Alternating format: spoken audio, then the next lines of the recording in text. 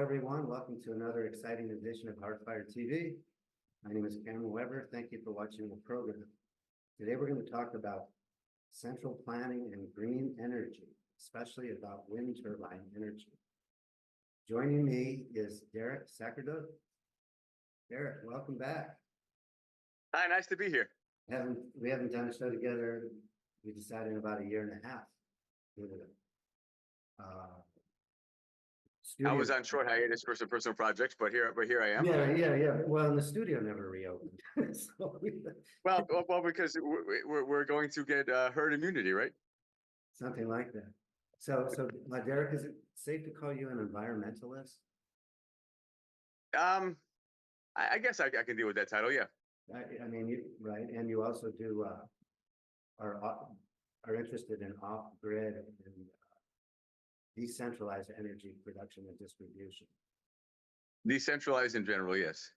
Right. And the most recent show we did was about corporate capitalism. We did two back-to-back shows on corporate capitalism, about in the nation at large and then in New York. So our show today will be kind of an intersection between energy policy and crony capitalism. Derek, again, welcome back to the show. And nice to be here once again. Great. So let's start with the general question. Derek, I remember in one of our previous programs, you said something about an energy transition. And it's something I just took as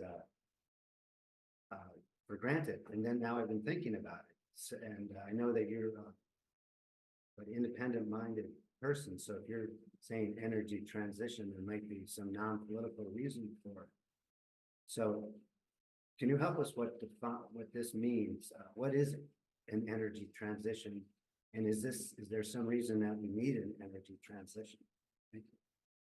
Well, I'm not sure where I got the word, but I'll tell you where I remember getting the concept once.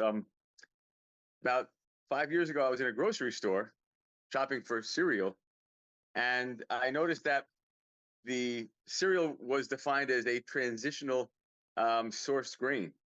And I was so curious how something so simple as cereal became political. It just sounded political, so I looked it up. And what they were trying to say with that label is they couldn't claim to be fully organically sourced, but that they claimed that they were like on their way to getting there. Okay. And it's a word like it indicates that we're kind of moving in a certain direction. Sure. Transition. Okay. But it seems to have like a real political spin to it, because it seems every time you hear that word in this context, anyway, modern context, it's moving towards something more acceptable, less harmful, better, more politically correct. So in terms of more authoritarian, it means that there's it depends on where you sit. It depends on where you sit in the picture. But from if you're claiming it and who you're advertising to, you're advertising that you're moving towards in a milder, more responsible direction. Sure. Of course, yes. You could also take the other position that it's moving in a more controlled, authoritarian direction. But in terms of energy, yes, the claim is that there's a move towards something that has less of an environmental impact, or less of an impact on next generation. Sure. More responsible, is that more sustainably sourced. All the good things. Is that a personal fear of yours that the Earth is getting too warm too quickly? I mean, is that a personal fear, you said? Yeah, personal concern. It's not fear. I don't know. I think it depends on who you are. I remember when I was growing up, I was given a lesson from actually a substitute teacher, and she explained to us what the greenhouse effect was, and this was back in the 80s before it was common knowledge. Sure. And she kind of put a lot of fear into us. We were like probably 7 or 8 years old, and I know why you became a school teacher. No, I don't think so. But it's fascinating how the substitute teachers, they were interesting a lot. They would come in and they would sometimes do nothing. Other times they would have this really strong point they wanted to make, and that's what they would teach. Sure. And she taught us. She taught us about the greenhouse effect and all the theories. And I remember from that point on, I was thinking, wow, by the time I'm an adult, Earth is going to be like uninhabitable. That's how she made it. That's how she made it seem. Oh, boy. At least that's what I walked away with. And probably other kids who were exposed to that kind of thinking in my generation probably had that idea moving forward. Mhm. So the idea that, if we don't do something radical, like we're going to be sitting here like literally cooking, and like in Dante's Inferno. So that was what was put into us. So yeah, so it can be a personal fear depending upon Sure. your exposure to it. Yeah. Yeah, okay, good answer. So what I was, okay, is climate change an emergency requiring state powers to deal with? Well, that's another question entirely. Um, if if you don't believe that enough people are motivated or motivated by the same fear, Mhm. um, Or just or concerned, like I said, you're an or environmentalist. Most people are environmentalists and don't willfully pollute as if they have the property rights. well, I think a lot of people, people are all over the place. For example, some know nothing about the topic. They have nothing at all. Um, some know about the topic, but they don't feel like they're in a position in their life, economically or otherwise, to have any impact on it. And then there are those who are aware of it, but are also who are actively skeptical, who think that the entire theory Uh, is an active hoax, that it's not exaggerated, right, but it's an right, active right, hoax. right, right, right. That there's no truth to it all, and it's fully invalid, and there's no meaning to any environmental statements, and that anything that we do on Earth as human is perfectly is fully harmless and within the realm of any animal living on Earth, and Okay. would have no major impact because Earth is such a vast system that we can't impact it in one way or the other. So depending where you are on the spectrum, I think. Let me But tell you I my think take on it. This is my take, mm, I'm a skeptic, right? As mm, just a skeptic like David Hume, right? The Scottish Enlightenment, just skeptic of anything that's popular or whatever. But right, I'm whether or not you buy into that the Earth is going to become like Dante's Inferno.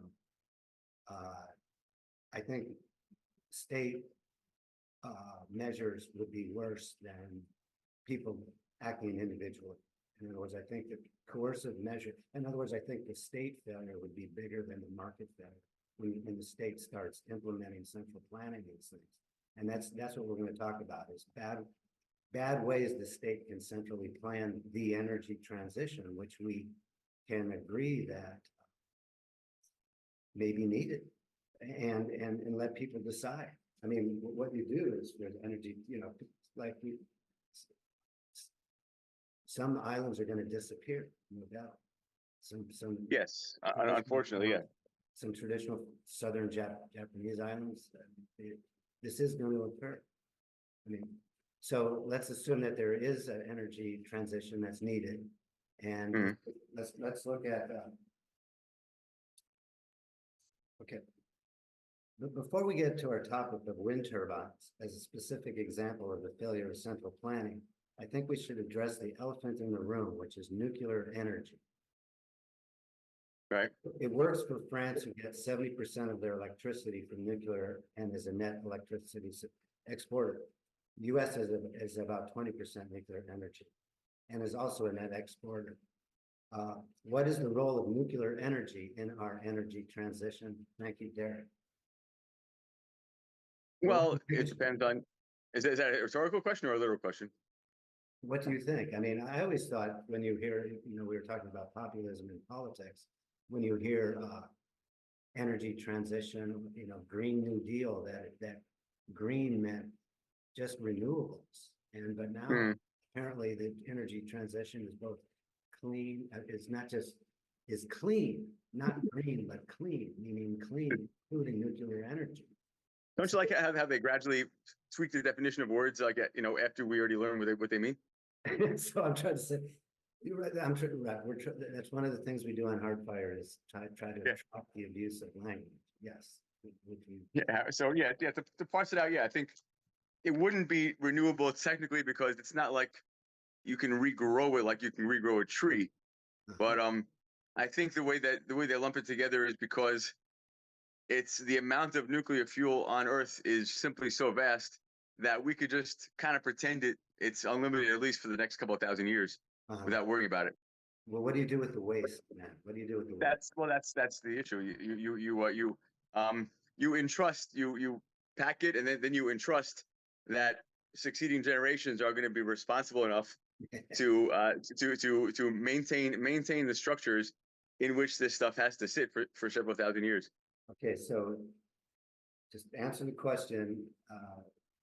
What is the role of nuclear energy in our energy transition? Do you think it's a good idea or a bad idea? Both. I think This isn't a talk show.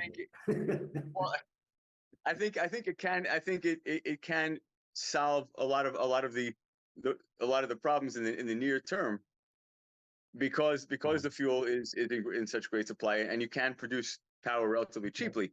Sure. However, there is a valid concern about the management of the plants, about the scary history of meltdowns that we've had in this country and other countries, and the storage of the spent fuel. So Sure. it is, But it's been working for France. It does solve the problem, but it also does create other problems. Uh-huh. Well, one of the things that we're trying to get to or build to here is that recently the current administration had proclaimed that they want to take somewhere between 22 million and 50 million acres in the of federal government lands in the West and turn it into renewable energy. And turn it into wind farms and solar panels. 22 million acres, right? And if we're worried about, instead of using millions of acres for solar energy, why don't we just take the nuclear plant and put it in the middle of the and I bet they would take up only a tiny amount of space. Exactly. A physical footprint probably be much smaller. I mean, if we're worried and about then you'd fallout, if it's surrounded by 10 million acres, then there's very little fallout. But and then otherwise, when there's no meltdown, it could be like hiking and camping territory or whatever you want to use it for. Anyway, so before we get to that federal power grab, so we were talking about, right, clean and green and the use of and changing of language. So it turns out that what used to be known or was labeled the Inflation Reduction Act, which was of course the complete opposite, is now being called by the media is now being called federal climate law. So the federal climate law of 2022, I didn't know this, that the Democrat Party, that green meant also nuclear power plants. I think that snuck in. That snuck in, when we weren't paying attention. Yeah. Federal money could supercharge state efforts to preserve nuclear power. Here's an article I'll point at there. A plant in Michigan might become the first to reopen after closing. I didn't know that. My point was, I didn't know that nuclear energy was considered part of the transition. It is. I was surprised that California, Michigan, Connecticut, New Jersey have all recently passed legislation allowing subsidies for nuclear power plants.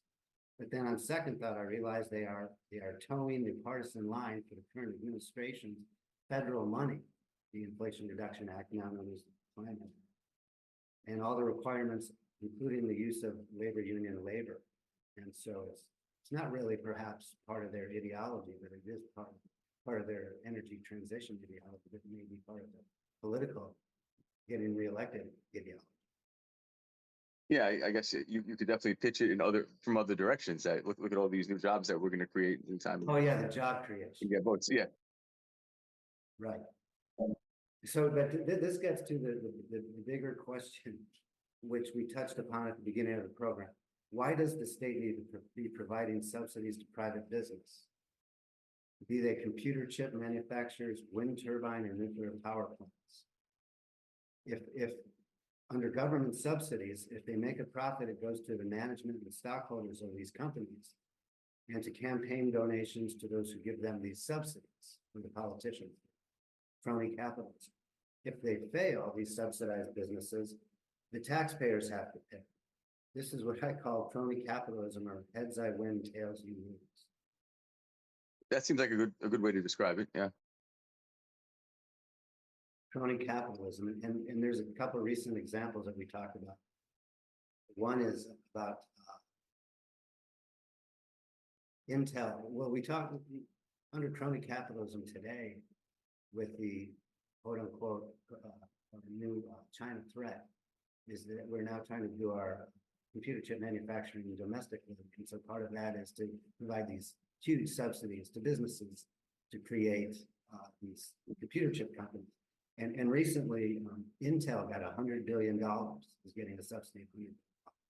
That's pretty good money. Now, I'm curious. Like, you know, when we speak about subsidies, yeah, and the thinking is, if these ventures are so profitable, you know, like almost like you can't lose, and or why would a established legacy manufacturer need a subsidy, unless the subsidies are only going to like smaller companies, so that giving them an edge up against the established. Is that the reasoning? Are we helping small upstarts, as opposed to no, we're not. That's crony capitalism. Yeah, so that makes even less sense if we're giving it to established businesses that probably could afford to lay out the capital on their own. The Intels of the world are part of the military industrial. Yeah, I don't think of Intel as a small upstart. Yeah. Yeah, right. So that's one example. But the irony behind the Intel thing is that over the last 15 years, they've bought back almost $100 billion worth of stock in order to keep the stock price up. So they're getting subsidized for giving above normal profits to their stockholders. I don't know how much stock you own in Intel, but I don't know. I don't own. I don't think I own any. Maybe in mutual funds, but not directly. Okay, and another example is I wanted to talk about is liquid natural gas ban that the current administration has done recently, not allowing new construction for ports to export LNG, liquid natural gas. And of course, we're in the middle of a proxy war against Russia and Ukraine. Mm-hmm. And so by limiting the ability of the United States to export natural gas, we're simply enriching the Russians.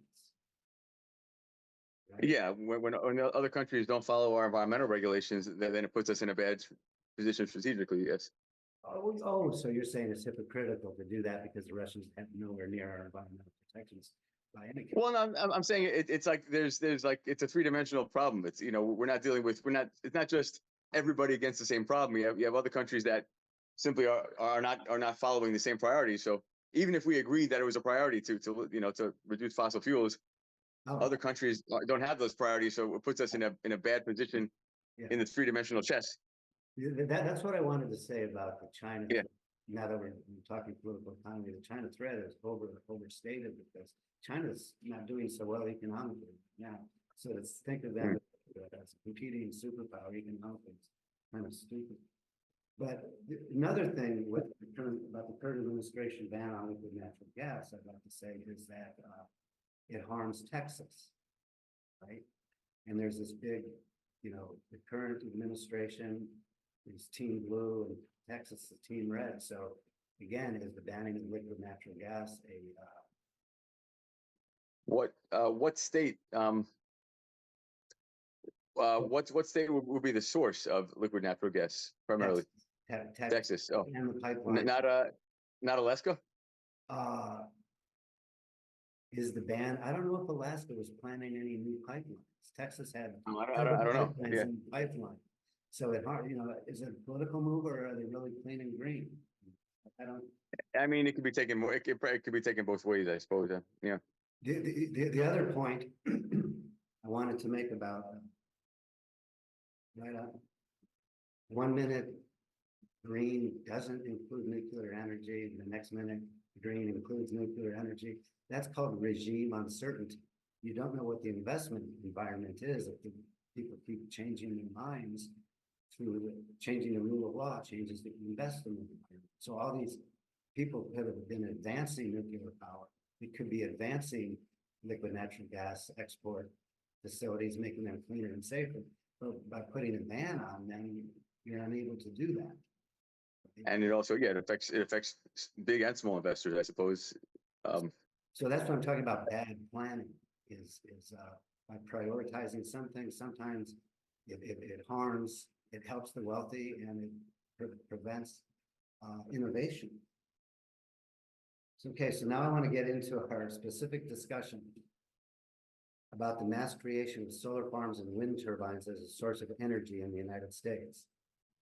I'll put up something from the Epoch Times.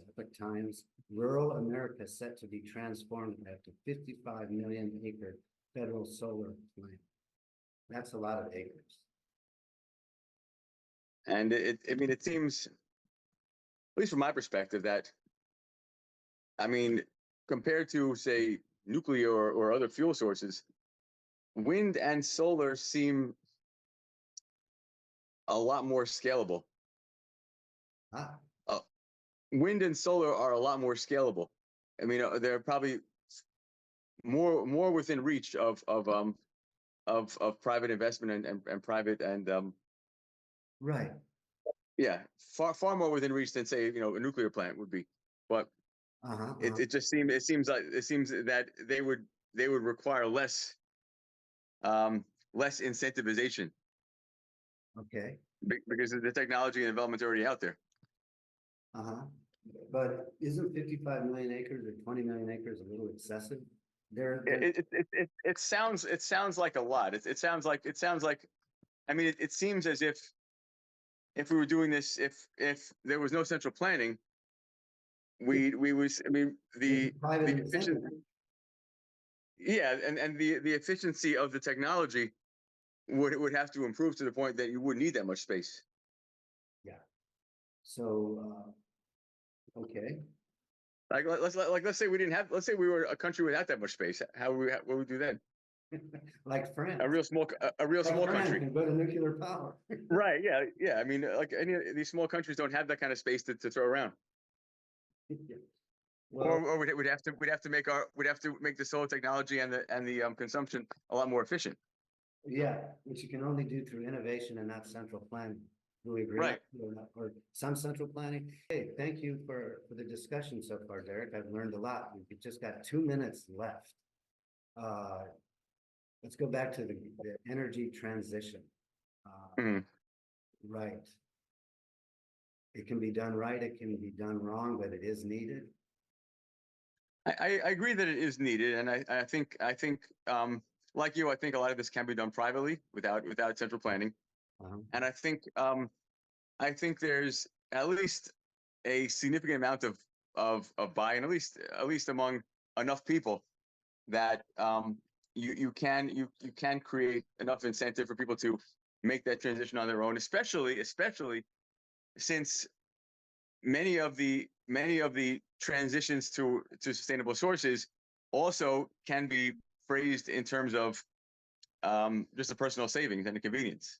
Like, for example, an electric car, maybe you care nothing about the environment.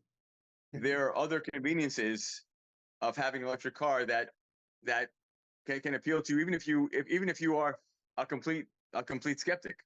Well, they're trendy in their status symbol. And yeah, their status symbol, their convenience. For example, you have the charger in your house. They pollute a lot. I mean, the rare earths used in those electric cars are even worse than.